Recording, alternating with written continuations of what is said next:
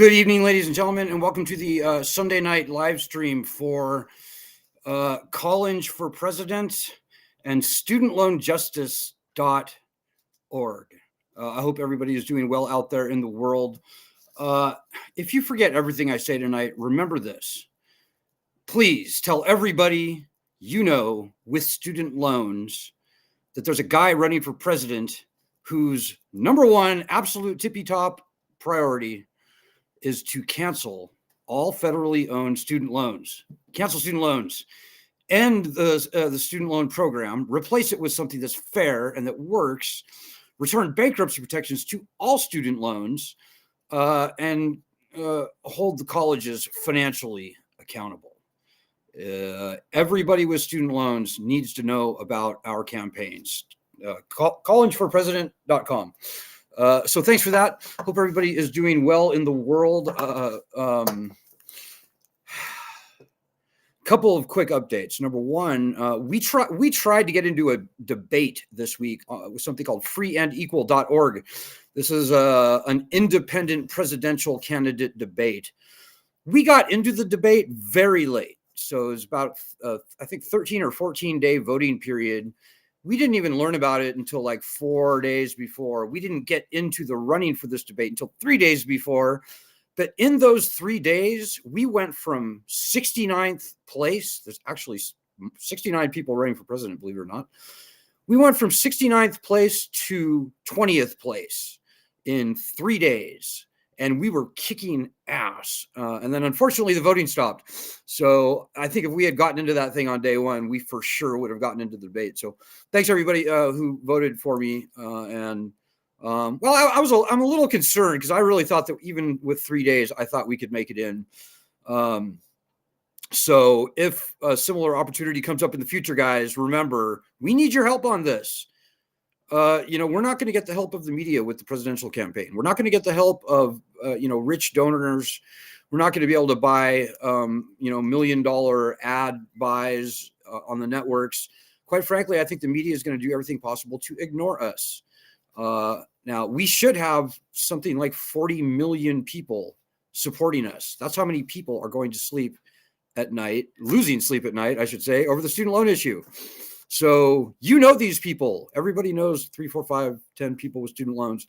Tell them about our campaign. When you do, we will really take off, and there will be no stopping us. No matter what the media does or doesn't do, etc. This is a grassroots thing, guys, and your student loans are on the line here. And if you think Trump or Biden is going to do anything meaningful, you are wrong. And I can get into that later. I'm going to be doing a Q&A later on in this segment here today. If you have any questions at all about any issue, not just student loans, any issue at all, type them in the comments below this chat, below this video.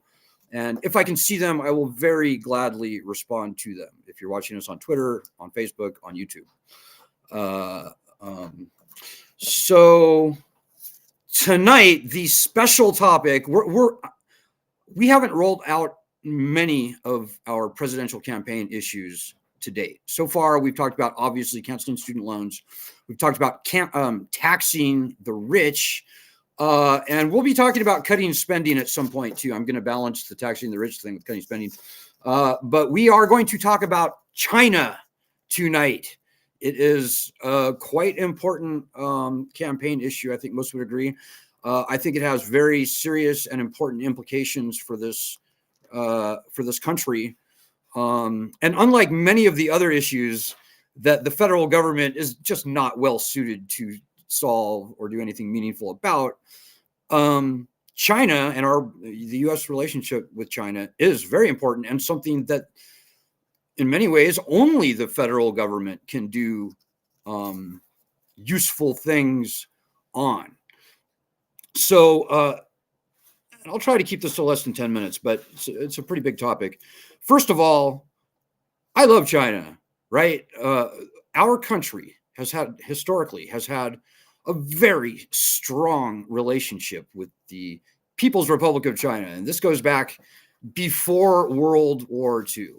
I think, and, since World War II, it's been astounding. The very good peaceful alliance, strategic partnership, particularly since Nixon went to China and opened up trade between the two countries in the 70s. China has done stunningly well. They've got a population of like 5 or 6 times larger than the US, by the way. And America has benefited hugely. But ladies and gentlemen, there are some very important issues that I think the next president is going to have to address vis-a-vis China. So China owes us. China owes the United States a lot. And not just monetarily, but, you know, we can only really talk about money in many ways. So let's go back to the before World War II. American citizens lent China the equivalent of billions and billions and billions of dollars to build their railroad back in the 1930s. China, the government of China back then, which was not the current government, but the previous government, they defaulted on those bonds. So there are a lot of people in this country, private investors, their families, who are, and literally today, they are sitting on what they claim is about $1 trillion value of bonds that China never repaid. So Americans paid for their railroad, which I suspect probably still operates today. China welched on that debt. They just did. So there's a little bit of a debt there. And I know, people say, oh, that was so long ago. Well, China has a very long memory. And a lot of people like to say, China, they don't do 5-year plans. They do like 50 or 500-year plans. China's got a very long memory. Well, so do we, the United States. And that's a little data point that almost nobody knows about, but I think it's important to mention. China also owes us for World War II, for money, equipment, material that we lent them as a part of the Lend-Lease program in World War II. Again, that's another debt that China incurred to us that they never repaid. And I don't want to bore you with the history, but right around after World War II, there was 2 competing factions. There was the communists under Mao. There was the, I don't know what you call them, nationalists, I guess you'd call them, under Chiang Kai-shek. Mao won, chased Kai-shek to Taiwan. So now we have this China versus Taiwan thing. So different governments, but I think that needs to be brought into the conversation when talking about our relationship with China. We're talking many, many, many, many billions of dollars, and in today's dollars, getting up in the trillion neighborhood for sure. So there's that. China owes us for these old sovereign railroad bonds, for Lend-Lease. But ladies and gentlemen, China owes us and every other country in the world, quite frankly, for the pandemic. China, whatever you think about, whether it was a lab leak, whatever the origins of the coronavirus was, whatever you think about the U.S. cooperation, complicity in doing that gain of function research in Chinese labs, China is liable. It was a government-run lab, assuming the lab leak theory is correct. China did not contain the virus. China allowed that very dangerous bioweapons grade virus to likely escape their lab in Wuhan. And I had a couple fights over the weekend with people saying, "Oh no, but America is also culpable because they funded this gain of research." Sorry, I don't think so. Think about it this way: if the Chinese Communist Party had funded similar biowarfare research here in America at, our bioweapons lab in Nebraska, and if the United States had allowed that virus to escape and infect the whole world, the United States would be liable. We would be culpable for that. So China owes us, and whatever the origins of the thing were, China failed to contain it. It definitely originated in China. They are liable. And obviously, this is not just a money thing. It is very important, especially looking forward into the future, that we hold all countries that choose to dabble in such dangerous research. Frankly, I don't think they should. I would like to see a globally agreed to moratorium on bioweapons research, period. But if a country is going to do that, they need to assume the responsibility for that. And if they screw that up like China did, they got to pay for it. They've got to pay. If nothing else, as a preemption against future catastrophes happening. China owes us. And quite frankly, I think other countries should be making the same claim. How much does China owe us? That's a very hard number to arrive at. Over the pandemic, our national debt increased by $5, $6, $7 trillion. So that would maybe be a number to throw out there. Say 5 trillion. So China owes us, ladies and gentlemen. China owes the United States a ton. China currently holds $1 trillion in U.S. Treasury bonds. I think they should rip those up, and we should put paid to that. But I think that China owes us the rest, and I think we should take it in trade.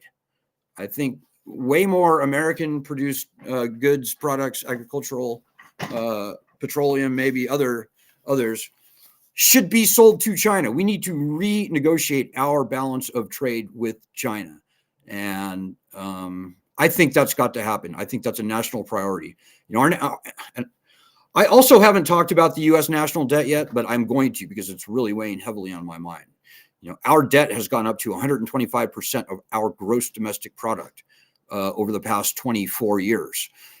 32, 33, 34 trillion, looking at 37 trillion probably when the next president takes office, maybe a little bit less.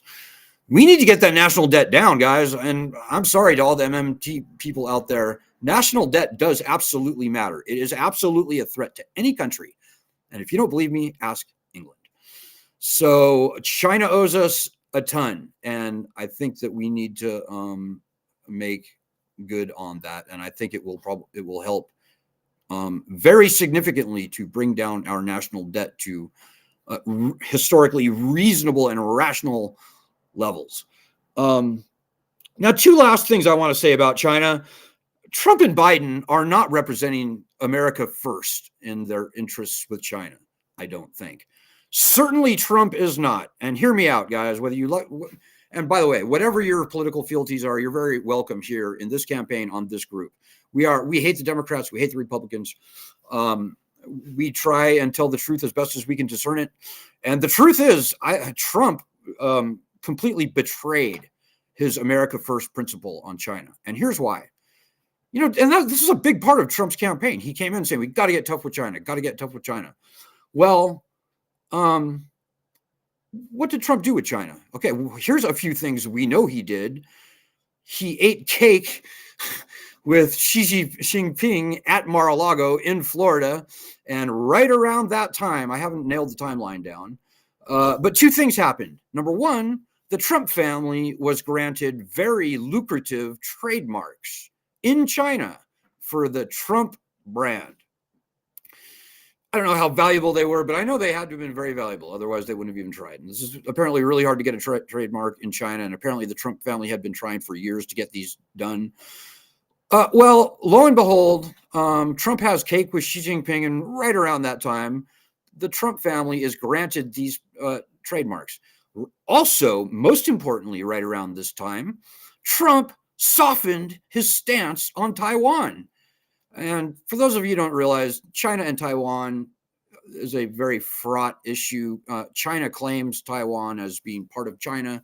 Taiwan disagrees. China has been pushing this one China policy where they consider Taiwan to be part of China. It's a fraud issue. Trump endorsed the one China policy, which is a huge thing diplomatically.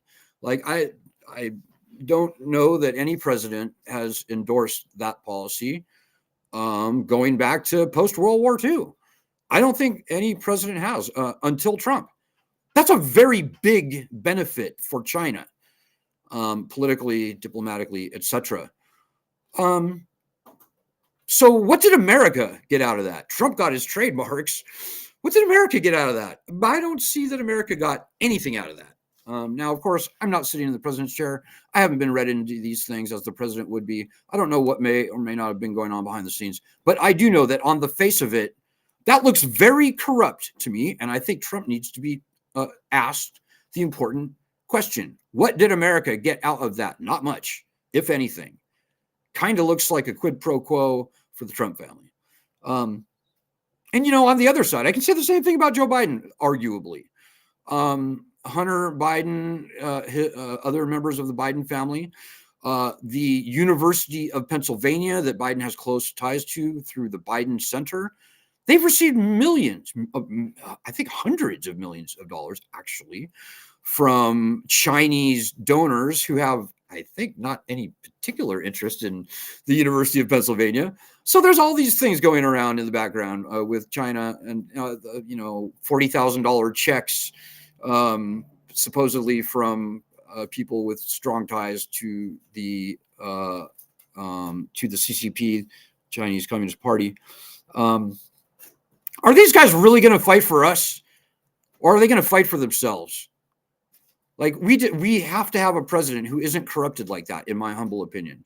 And I will just say, I have no business dealings, as you might imagine, with China. I have no business dealings with any foreign nation, never have, and certainly don't plan on engaging on any here, nor do my family members. I don't even talk to any living members of my family, actually.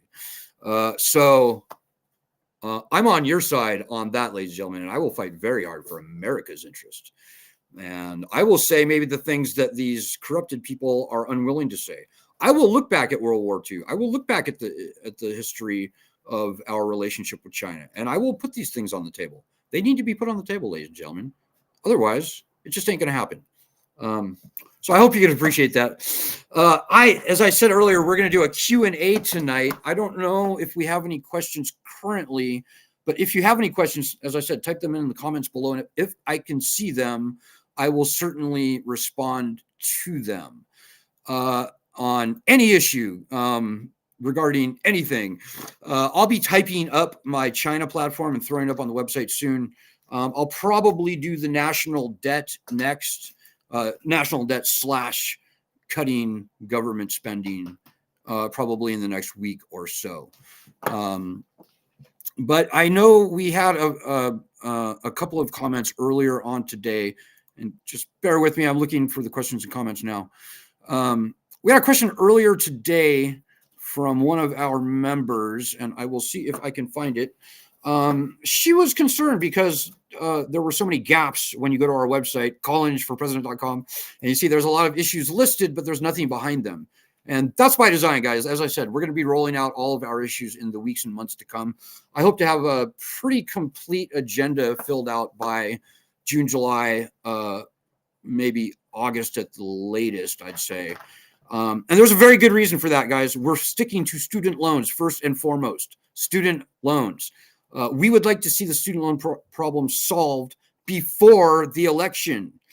And so, right now is the time for us to be reaching out and sending all of our mojo out there to the world regarding student loans. We've got to solidify our base, ladies and gentlemen.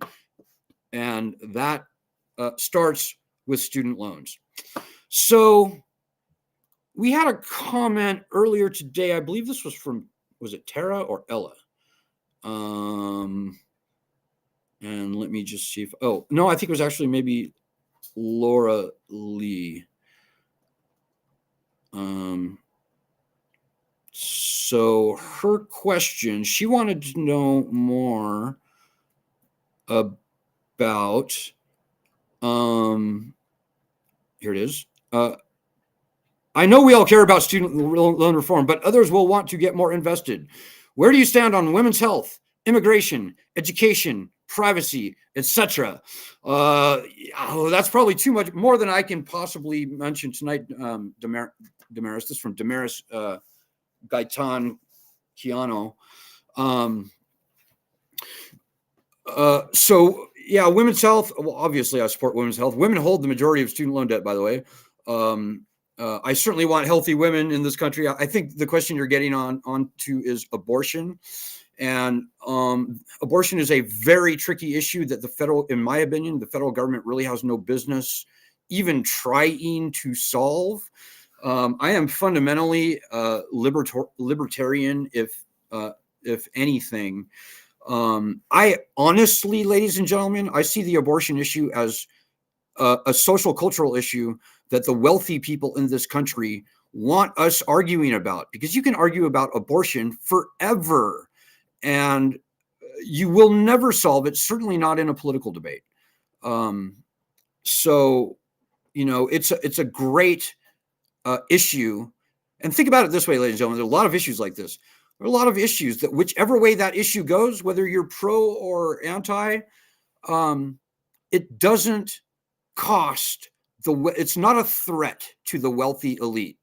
Like, as long as you're talking about abortion or, other cultural issues that do nothing to impact the bottom line of wealthy people and do nothing to disrupt the status quo, and allow the wealthy to continue to suck wealth unearned out of this country, out of the people, out of the taxpayers, they love that. So I think there's a number of issues that are foisted on the country for very nefarious reasons. It's not to solve that issue, but rather it's to get us to be talking about other things. The other thing I would say on abortion is, honestly, look at the history. Roe v. Wade was struck down on the Biden administration, on Joe Biden's watch.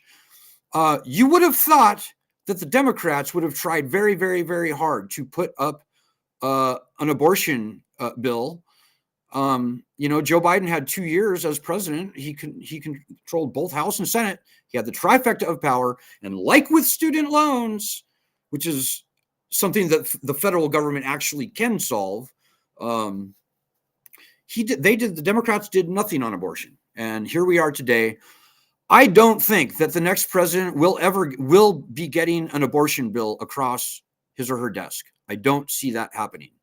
I think this issue is too valuable to the Democrats and the Republicans to actually solve. Same with the student loan issue, by the way. They don't want to solve this issue. They want to exploit this issue for votes.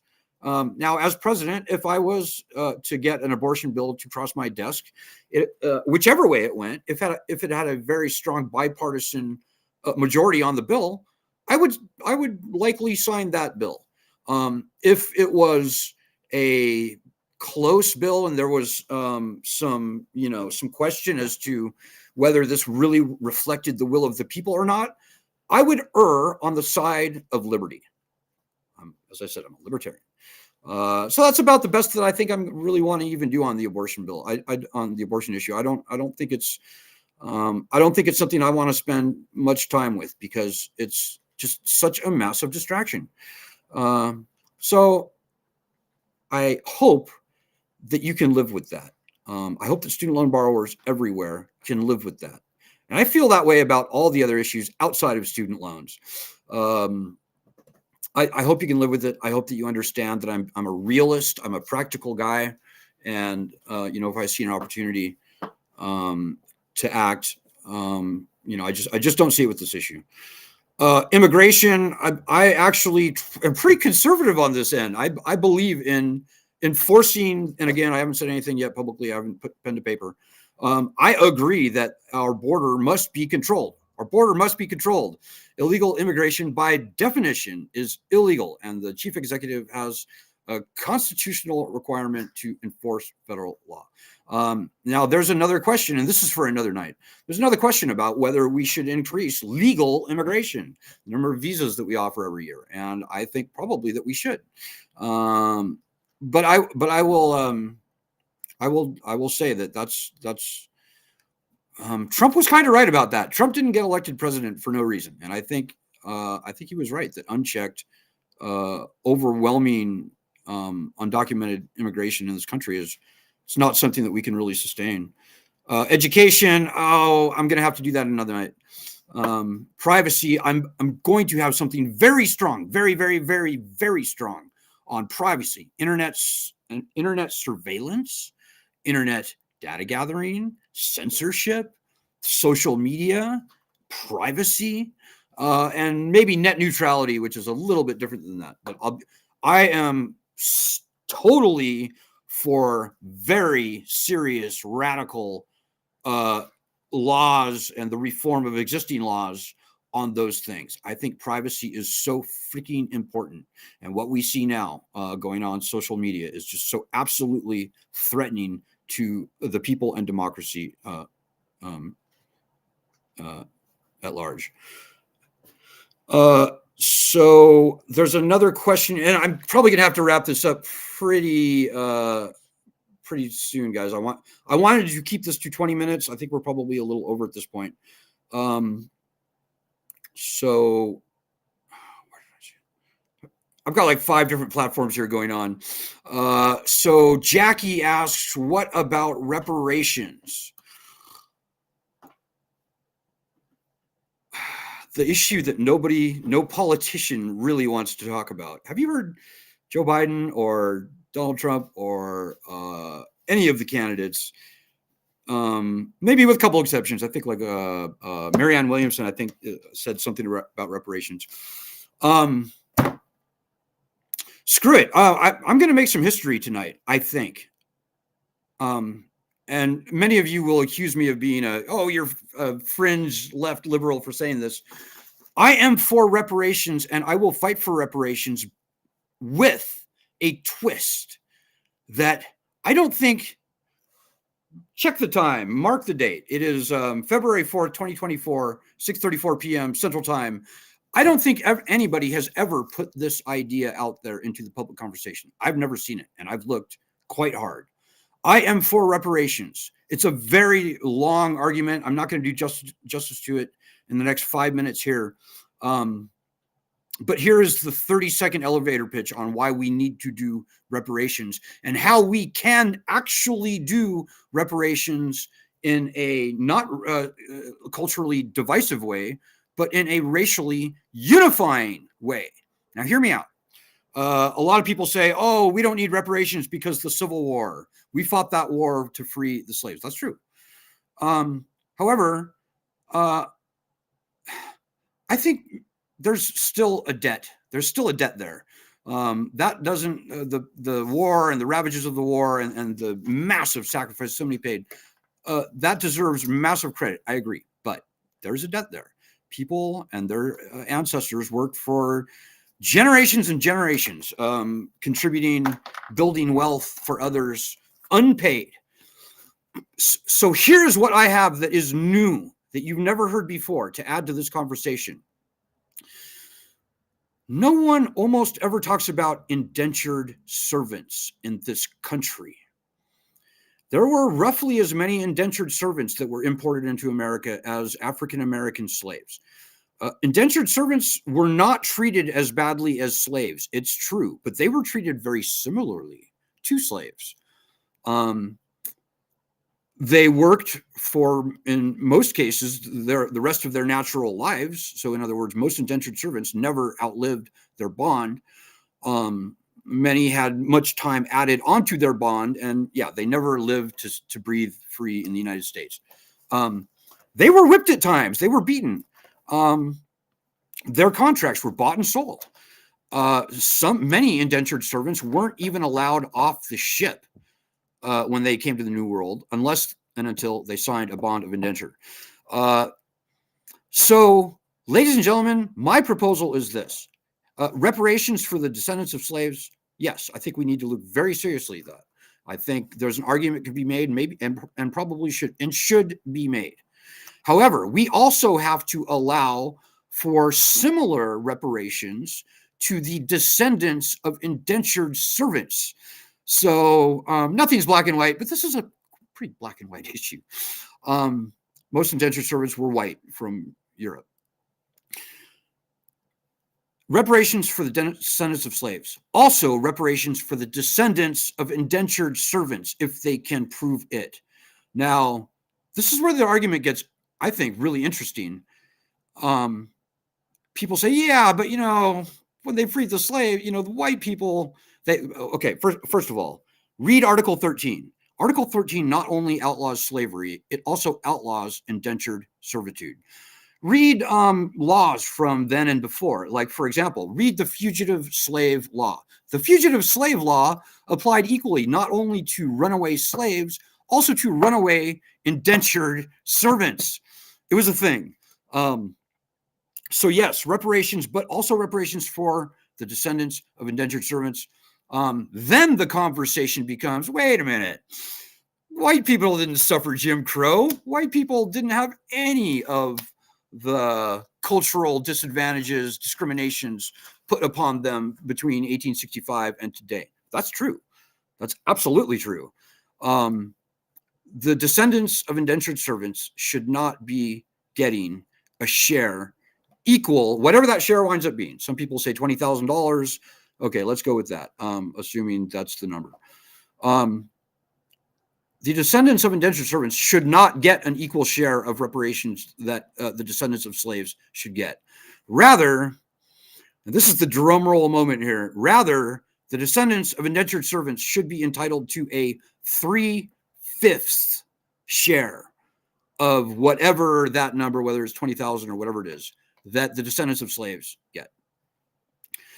Think about it, ladies and gentlemen. And I know I apologize if I'm offending people out there who know a lot more about this topic than I do.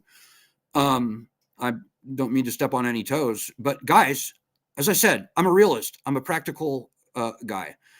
I look for what we can actually get done. And I can tell you that reparations for the descendants of slaves only, politically, I see that as a non-starter. I think I see that as another issue that potentially could go on throughout the rest of our natural lives and way, way, way beyond and never come to anything. If, however, we recognize the similar, not the same, not as bad, but pretty bad,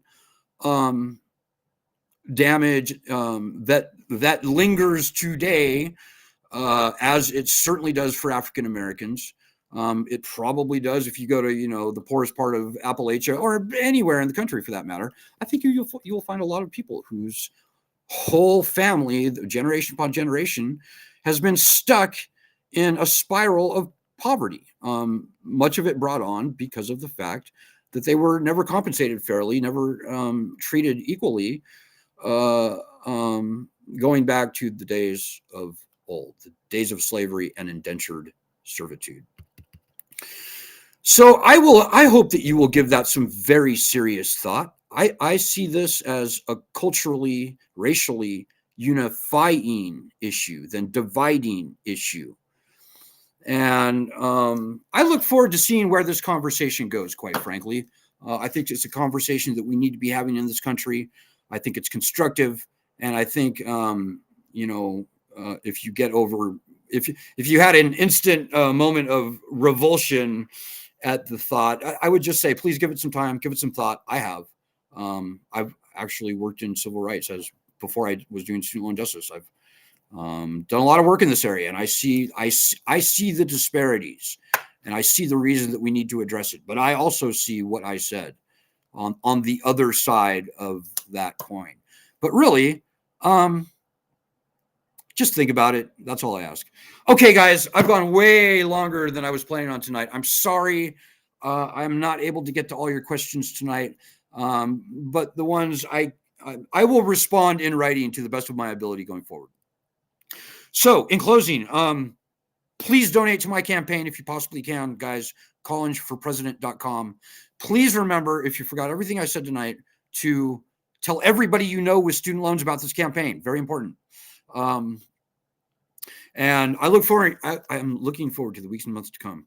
I'll be doing another live stream Sunday night, same time next week. We'll be talking about another issue, and again, I will lay it open to open-ended questions, comments, editorial opinions, and otherwise. So have a great week, guys, and keep checking back on our Facebook, on our YouTube, on our Twitter. Donate at studentloanjustice.org/donate if you can. We can fight and win this battle on very little funding, guys, but we can't do it on nothing. We cannot. So just please help with that. I'll see you soon. I look forward to reading your comments. Good luck. Godspeed. God bless. God bless America.